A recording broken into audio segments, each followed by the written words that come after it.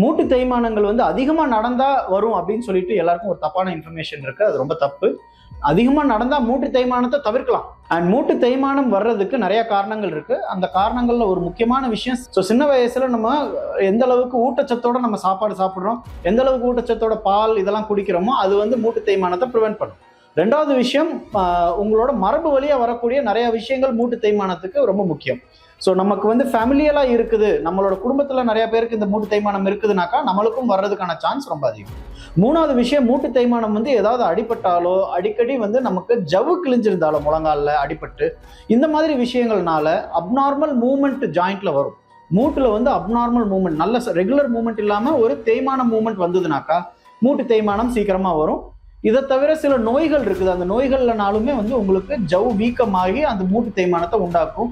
ஒரு நீர் தொந்தரவுன்னு சொல்லுவோம், அதுவும் மூட்டு தேய்மானத்துக்கான காரணமா இருக்குது.